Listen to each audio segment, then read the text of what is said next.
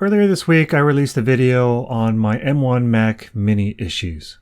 Of course, the same day, February 1st, Apple releases an update to Big Sur 11.2.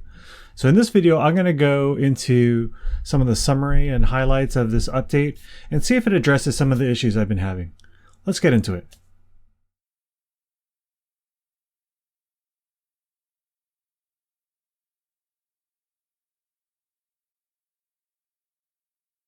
Apple just released 11.2, an update to macOS Big Sur. Now in this short video, I'm going to go over some of the highlights of this update. But to answer the question, does this update address a lot of the issues I've been having with the M1 Mac Mini? I would say absolutely yes.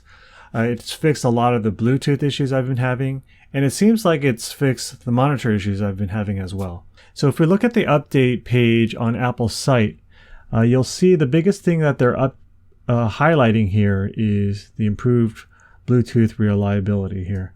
And so they even put it as the first item, not even one of the bullet points, but kind of the main thing that they're fixing. I'll get into the Bluetooth issues in a second, but the following issues talking about external displays, and they say it has to do with while using an HDMI to DVI converter, but I've been just using a straight HDMI cable directly to my monitor, and I was having wake up from sleep issues. That seems to have been solved here as well. Talk about Apple ProRAW photos. I don't have an iPhone 12 Pro, so that doesn't affect me. iCloud Drive issues, which I don't use very often. Some system preference issues, which I was not experiencing, and then some issues with using an Apple keyboard with the Globe key, which I don't have on my third-party keyboard here. Along with bug fixes and feature updates, every update usually comes with a lot of security updates. And boy, this one comes with a lot of security updates. Now, if you look on the security update page, you'll see that a number of things have been addressed. Now, this is not unusual because usually if they find one flaw, it usually affects a lot of different features on the site. So they're just listing them all out. It's good to see Apple continuing to kind of plug security holes, even being transparent in what features it affects. Okay, now to the Bluetooth fixes. I'm happy to say that I've been able to use both my keyboard and mouse using Bluetooth only. So now I'm really happy because now this is one less wire going to my Mac and running across my desk here. I've also switched from Logitech's universal adapter going straight to Bluetooth now. So I have a lot less wires coming out of my computer, and also I have another 2 free ports on my computer now. I can use that to plug in my iPad directly using USB.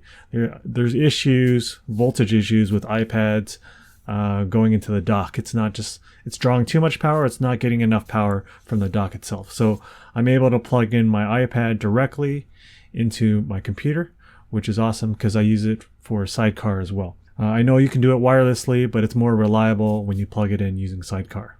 So I've done some testing. I've have both Bluetooth devices on. I turn on my Wi-Fi. I use my Bluetooth headphones, and I've had no issues. I've also put it to sleep, and I was able to wake up the computer pretty reliably using these Bluetooth keyboard and mouse combinations. Now again, I'm not using Apple keyboards or mice here. I'm using all third-party devices. Remember, this is my Keychron K2 and my Logitech C720 Triathlon mouse. Or it's M720. The C720 is of course the webcam.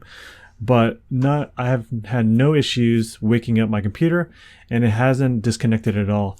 Even restarting my computer, I've been able to connect with no problems. As far as the monitor issues, so far so good. I did have one issue or one instance where it did wake up from sleep, but the screen was black. So what I did was I turned off the monitor and turned it back on, and that worked right away. But that only happened once. I've been able to wake up the monitor from sleep over and over. I even did a test overnight. Sometimes when I was having these issues, I would turn off my monitor or turn off the computer completely.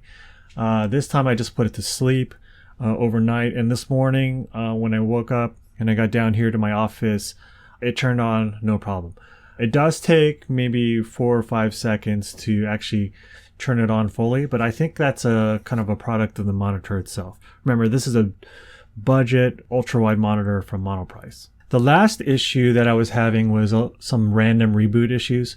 Now, to be honest, even before this update, this was rarely happening. So I couldn't even reproduce it at all. But I would just say that since this update, I haven't had any reboots since this update. And I haven't had any reboots in a while, actually. So, but I'll keep you updated if it happens, and we'll see if it needs to be addressed in another update. Thanks for watching this video. I just wanted to do this quick video as an update to my previous one, but I didn't want to do it like the day after or the day of, because I wanted to give it a few days to test things out to make sure things were working. So anyway, if you enjoyed this video, if you found it helpful, give it a like and consider subscribing.